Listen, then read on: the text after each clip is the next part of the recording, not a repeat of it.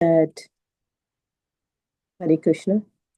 Hare He Krishna. said that all that happens to a devotee, he just waits patiently.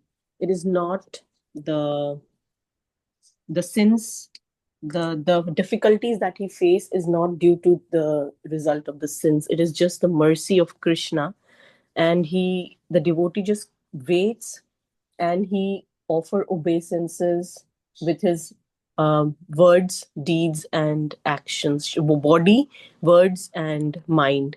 He just always thinks it as a mercy of Krishna. If there are difficult situations in his life, it's not because of the result of his karmas. It is the karmas has all been taken away, and it's the mercy of the Krishna, so that he can remember Krishna and go back to Godhead in that time.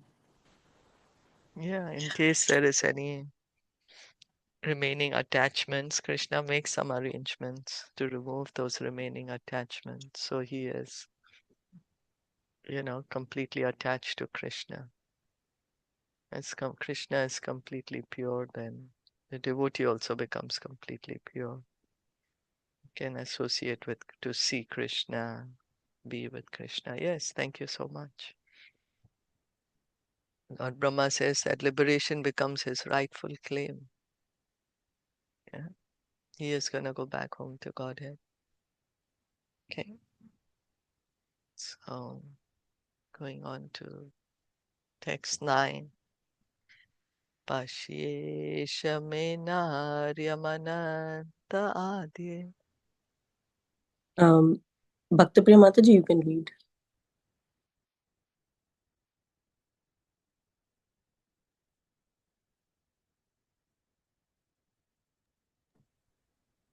Okay, I'll read. Hare Krishna. I'll read. No, I'll read. Actually, I can read. I just wanted to give her a turn if she's ready to read. Otherwise, I can read. It's my turn, but I just want to give her a turn to read. Bhaktapriya Mataji, do you want to read? Oh, today I can, sorry. Okay, Sorry. I'll read then. I'll read then. पश्येष may नार्यमनन्त आद्ये Paratmani tvai api mayini. परात्मनि त्वय्यपि मायिमायनि Mayam vitatyekshitum atmavebhavam. मायां वितत्य ईशुतुम् आत्मवैभवम् Hi aham kiyan echam ivarchir agnam. हि अहं कियान् एच्छमि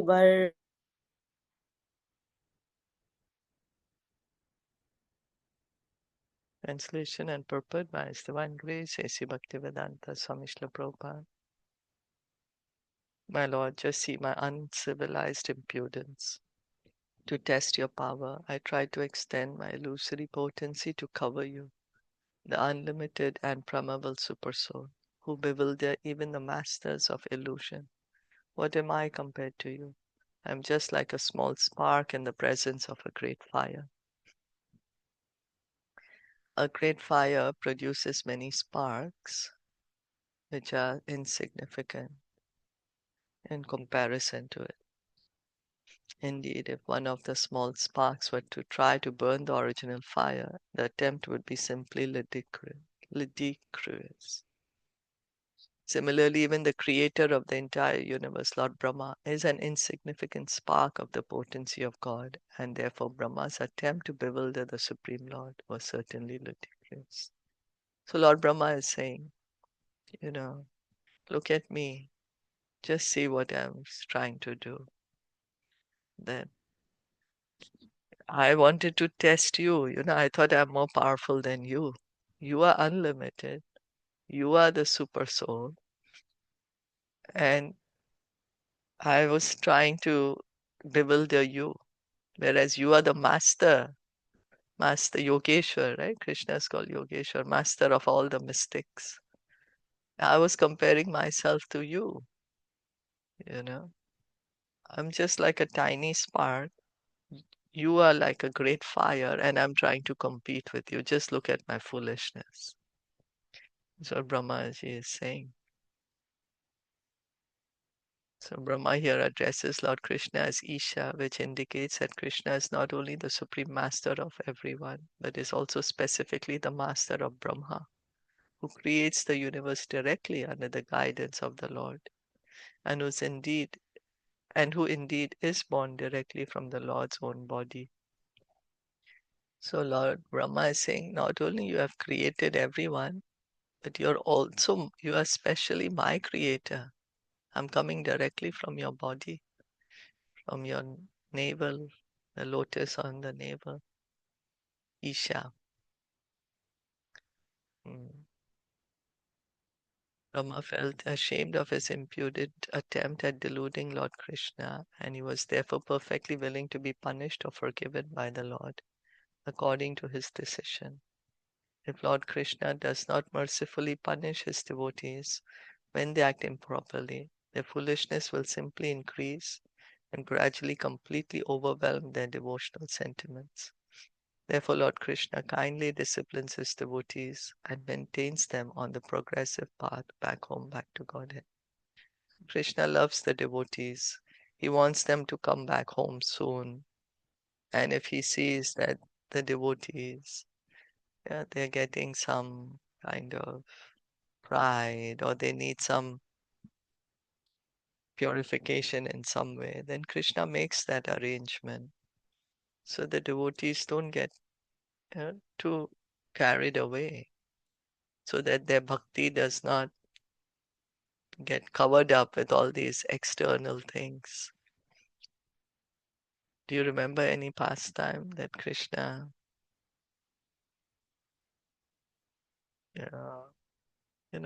he arranges some punishment for his devotee? That's Krishna's mercy, because the devotee was acting foolishly. Anyone? Was it Maharaj? Like he had pride. Who's that? I'm forgetting his name. What was the pastime? He did, like, you know, like how he had in the Caitaniya Caritamrita, like how he had the pride that he just loves him. Wait, I'm forgetting. So maybe Gajendra Maharaj and Ajamil, these all can be the example. Well, Ajamil was not pride. Not pride, but foolishness. He was doing foolishness like before he was a scholar, Brahman, and later. Sure. And then Krishna lets him keep his son's name Narayan. You mean in that way? Yes. And Gajendra also, when he become elephant, he has too much pride, like I am biggest animal and nobody can harm me, something like that. And that time he forgot, even though he was pure devotee, but he forgot that time. Yeah, but they are not trying to do something like, it's more specifically what I remember, what I can see is Indra. Indra, Yeah. yeah. Indra. For Govardhan, like Yeah, for Govardhan. Govardhan Puja, yes. You know how Indra got so proud that he was harming. Everyone He was around. harming everyone. Yeah. So that's what I remember. And then Krishna's mercy, that Indra then realizes, oh, what am I doing? Because I remember that we read that the Indra was still, he was still forgiven easily because he made Krishna stay with the devotees more and more for 7 days continuous. Krishna was with his Brajvasis.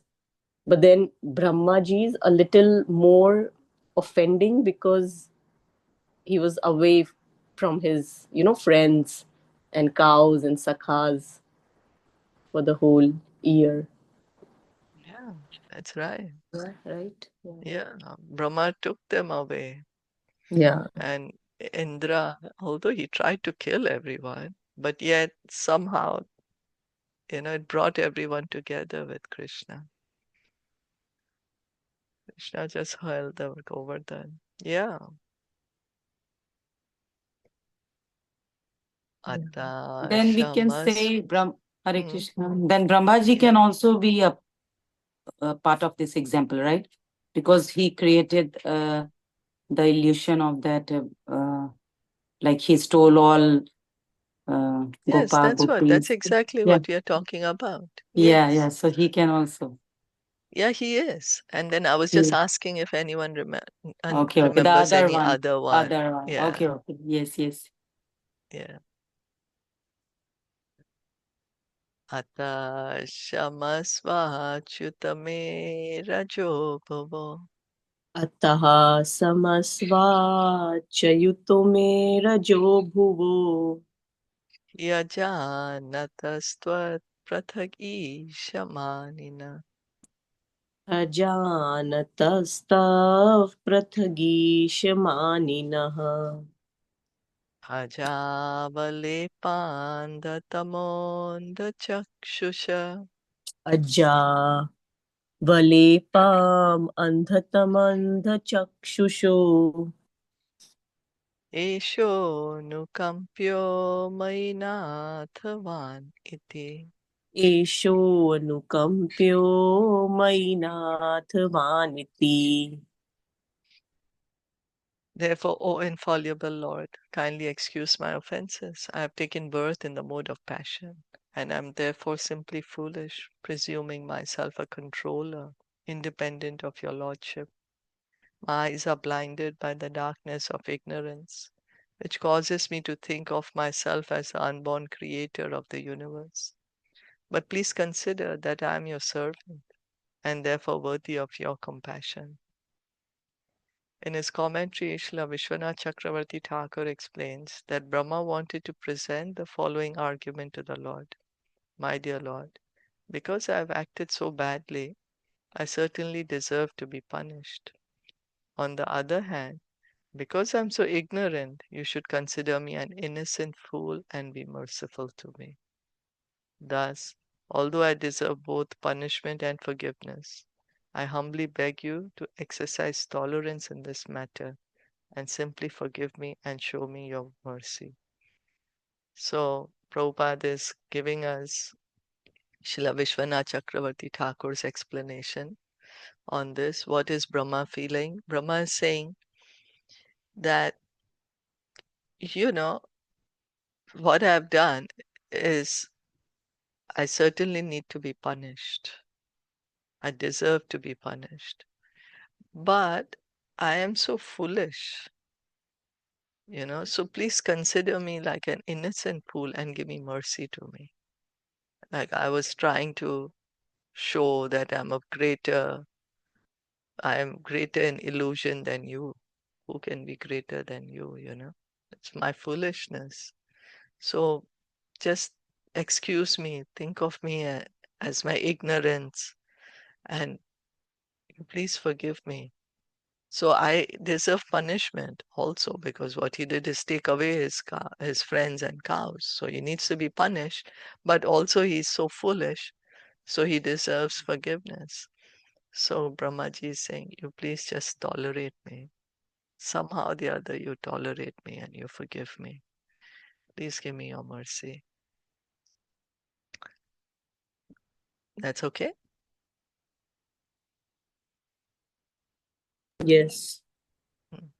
The words Nathavan iti indicate that Lord Brahma wanted to humbly remind Lord Krishna that he was, after all, Brahma's father and master and should forgive the unfortunate transgressions of his humble servant. So Lord Brahma is calling Krishna Nathavan, that you're my Nath, you're my master. I am foolish. I'm your servant, you're my master. So you know how master always, sometimes a servant does foolish things and the master will forgive, okay. So therefore Krishna should forgive him. That's what Brahma is saying. Every conditioned soul, whether he be Lord Brahma or an insignificant ant, falsely identifies himself with the material world. and in this way forgets his eternal relationship with the Supreme Personality of Godhead. Now, this is, you know, a very important thing what Srila Prabhupada is saying. Each of us, whether we are an ant body or Lord Brahma's body, whoever we may be, what we are thinking is, I'm the body. I belong here to the material world. Whatever is connected to the body is mine. We get into me and mine, aham mameti, and we completely forget, oh, actually, I have a beautiful, loving relationship with Krishna. We get so attached to our attachments here in the material world. ये कैसे हो गया? नहीं, ऐसा नहीं होना था. How can we gonna change this? Yeah, we just get so attached, so entangled in what's happening in the material world. We completely forget, oh, I have a beautiful relationship with Krishna. Lord Brahma, because of his prestigious position as the cosmic creator, also tends to identify himself as the Lord of this world, and thus he sometimes forgets his position as an insignificant servant of the Supreme Lord. Now, by Lord Krishna's mercy, this false identification is being rectified, and Lord Brahma is remembering his constitutional position as the eternal servant of God. So Lord Brahma, he forgot, he got proud. He thought, okay, I have powers. Let me show how great my power is. I will confuse Krishna. I'm gonna put him in illusion. Now what happened instead? That he got into illusion. He himself got bewildered. And now he's understanding, oh, Krishna is my master. He's my master. I deserve his forgiveness. Krishna, please forgive me. Whatever you may think, I did very bad, so I should be punished. But I am so foolish, I thought I can put you in illusion. So please excuse my foolishness. Please somehow or the other tolerate me, give me your mercy. And now Lord Brahma is understanding, I am your eternal servant. So we also become like this, right? We have also forgotten our eternal position. And we are thinking, I'm the Lord here. I can do this. I can change this. Everything is in my control. Everything that I see is for my enjoyment. Oh. So, actually, we are Like, all kind of, he's eternal servant repenting. of Krishna. Is Yeah, it he is repenting. right? He He's is. That's what this repenting. beautiful prayers he's saying. Hmm. He is repenting. Yeah, that how could I be so foolish? I Hmm. thought I can control you. Yeah, you are my master. I am thinking I can control you, but actually you are my controller. I am your servant. Hmm. So this is, yes, he is repenting here. And this is our position also. The Lord Brahma sometimes forgets his position. We all the time are forgetting our position. You know? So Lord Brahma, now he is understanding. He's remembering his position. I am servant of Krishna. That's what we need to do. We also need to understand I am servant of Krishna. I have a loving relationship with Krishna. Let me go back home. Let me stop all this trying to lord it over the material world. Yeah, let me stop so much entanglement I have in this material world, so much attachment. It's not easy, of course. We have been here for a very long time. So it's not easy, but we have to start somewhere. And then the more we hear and the more we chant, gradually we can give up all this entanglement in the material world. And then our mind can be entangled in Krishna's pastimes. That is what is needed. The more we hear and chant, and the more we can be attached to Krishna. Aham tamo maha aham khacharaknivarbhu Vaham tamo mahat aham khacharagni vacharyam samveshtitanandagata saptavitastikaya. samveshtitashdan ghata saptivitistakayah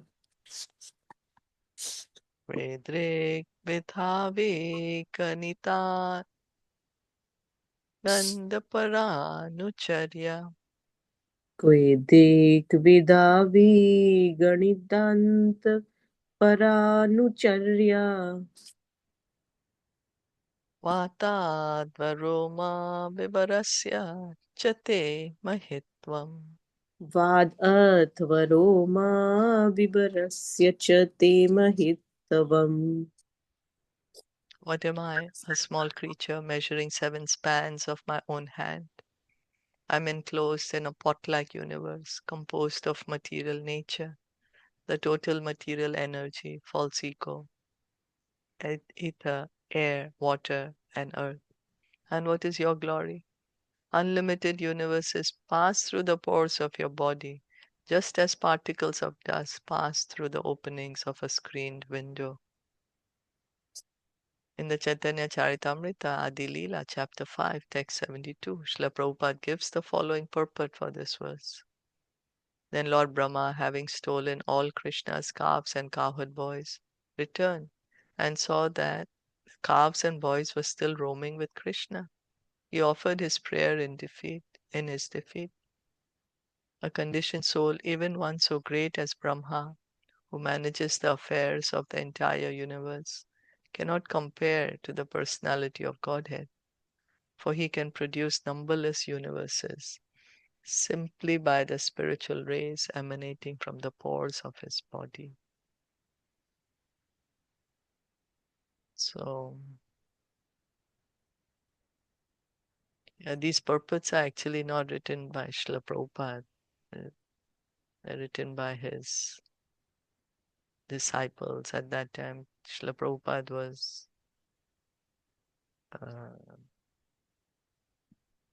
he left at this time. I think the earlier ones were, and then the later ones of this chapter. Last chapter was Srila Prabhupada's purports. And then, so Lord So is Brahma it is that saying, he passed away? yes, he Okay. left. Yeah. Okay. Yeah. So Lord Brahma is saying that I'm so tiny. My 7 spans of my own hand. Like, how they say, 7 times I can measure my whole body with this 7. With our hand, we can measure 7 times. If we move our hand 7 times around the body, we covered our full body. And I'm inside this universe, which is completely covered. False ego, ether, air, water, earth cannot come out of this, right? Universe like that. And your glory, that unlimited of such universes are coming out of your pores. So what is the comparison? How could I have it compared? I'm so foolish. You're so great, I'm so insignificant. This is what Lord Brahma is saying now. So a conditioned soul, even one so great as Brahma, who manages the affairs of the entire universe, cannot compare to the personality of Godhead, for he can produce numberless universes simply by the spiritual rays emanating from the pores of his body. Lord Brahma is certainly very great. He's very, very great. He is the creator of this universe. But Compared to us, Lord Brahma is very, very great. But compared to the Lord, he's insignificant. Unlimited such universes are coming from the pores of Lord's body. So material scientists should take lessons from the utterances of Sri Brahma regarding our insignificance in comparison with God. In these prayers of Brahma, there is much to learn for those who are falsely puffed up by the accumulation of power. So, Srila Prabhupada is saying this is taken from Krishna book. Krishna book, Srila Prabhupada is writing that material scientists should learn from these prayers of Lord Brahma. That, we need to understand we are comparing ourselves to God. So we may be great, yes, whatever we have, what knowledge, whatever. We may be great, but compared to God, our knowledge is insignificant. Insignificant. Okay, how long is this? Purport is still very long. Let me Two more just paragraphs. just two more small paragraphs. So, like, maybe if you want, we can do it tomorrow, or if you want, we can. Up to you. I can read it. If you all have time, I can read it now. You all have time? Everybody, Or you want is me it to okay, stop? or we can do it tomorrow? We can do Okay, it then tomorrow. tomorrow. Okay. And just for confirmation, Shilpa ji. So will Bali Maharaj fall into that? That because of Bali his Maharaj is power, yeah, because of his pride, and he accumulated so much power, right? But then yeah, Krishna came and showed the mercy and yeah. corrected, and That's then right. he was Yeah, given. So will he fall into this example or no? He yeah, can. Oh, yeah. He can. Yeah, Bali Maharaj also got Hmm. proud. He drove the demigods out of their kingdom. Then Krishna came, gave him mercy. Yeah, Yeah. So he can fall into it, right? And yeah. not Jedi Madai, no, because there was not power. I was remembering Jedi Madai from there, but there was not the power, No, right? no, That was not the no. power. They were Jagai really fallen. Madai. Yeah, They they were were the fallen sinful. souls. They were sinful. Yeah, Yeah. sinful. It was not about the pride. Yeah. Okay. Thank you. They were sinful. If you want to say about Jagai Madai, then we can say in that context where they tried to hurt Lord Nityananda. Okay. They got so intoxicated. Hmm.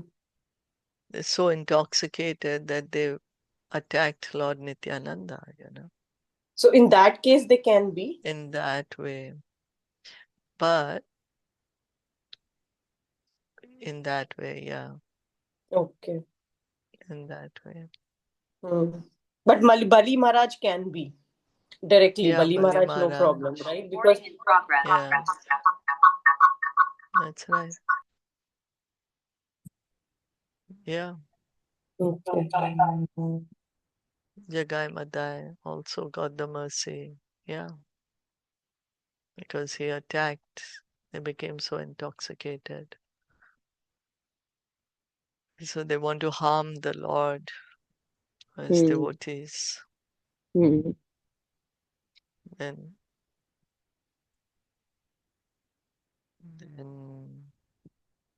Wow. he did the mercy.